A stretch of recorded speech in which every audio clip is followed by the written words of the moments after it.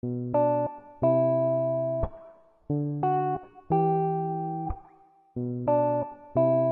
ағзасының қалыпты жұмыс істеуі үшін бауырдың сау болуы аса маңызды. Өйткені бауыр қанды тазартады, ал таза қан денсаулықтың кепілі. Қаны таза адам әрқашанда сергек жүреді, оның күш-қуаты мол, ал қаны таза емес адамдардың иммунитеті төмен, ол әлжуаз, үнемі шаршау жүреді, басы жиі ауырады, ұйқысыздық мазалайды.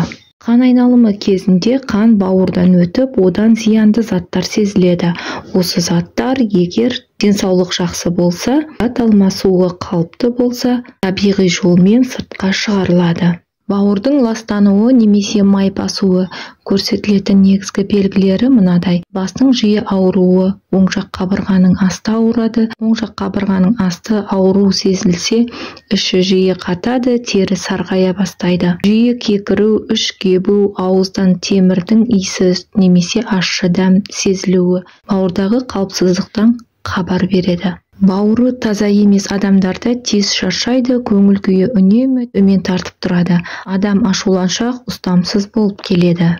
Дұрыс тамақтанбау және әрекетсіздік, сезімдік, қант диабеті, алкогольді тұтыну және қалқанша безінің жеткіліксіз жұмыс істеуі сияқты себептерге байланысты бауырдың майлану проблемасы жиі кездеседі.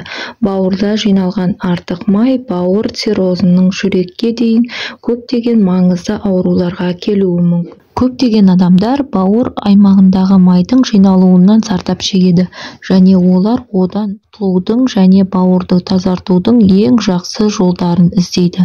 Бауырда жиналған майды кетіру үшін қолданылатын әдіс-тәсілдердің бірі бауыр майының жоғарылауын емдеуге көмектесетін жасыл шай қоспаларын қабылдау. Тікен өсімдігін қолданыңыз. Бауыр проблемаларын емдеудің дәстүрлі құралы. Ала тікен өсімдігі бауырды токсиндерден тазартуға көмектеседі, ферменттердің өндіруін арттырады, көптеген заттардың ала тікеннің бауыр ферменттерін төмендетуге көмектеседі. Пайдалы майларды қабылдауға кеңес беремін. Пайдалы майларға балық пен көкөністер тұрғысынан жоғары және қызыл ет тұрғысынан төмен дәстүрлі диета ұсыныңыз.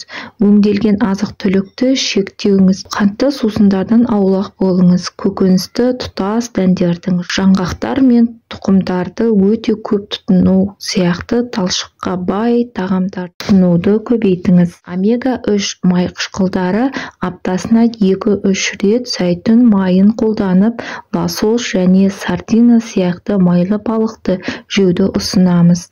Күн сайын шикі жаңғақ, шикі бадам және кейбір дәндерді тұтыныңыз. Қажет жағдайда омега-3 қоспасын қабылдаған дұрыс. Ол бауыр майларындағы холестерин деңгейін төмендетеді. Алкогольден мүлдем аулақ болыңыз. Жаттығуды жүйелі түрде жасау керек.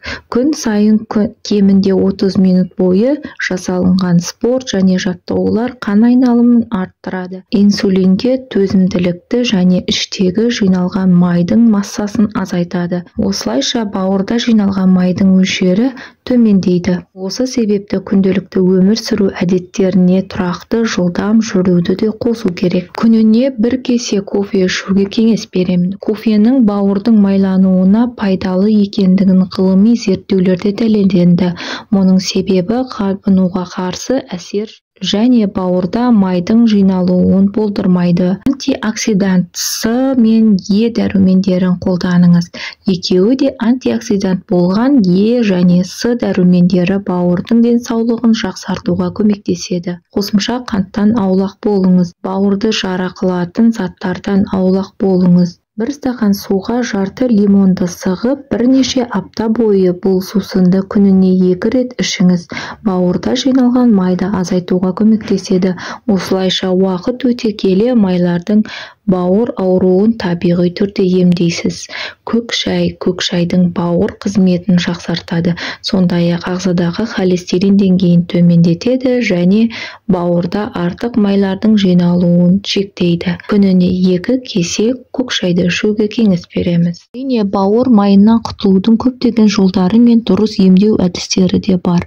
Бірақ пайдалы тағамдарды жеуге және жаттығуларға назар аударған майды кетірудің ең тиімді тәсілдерінің бірі.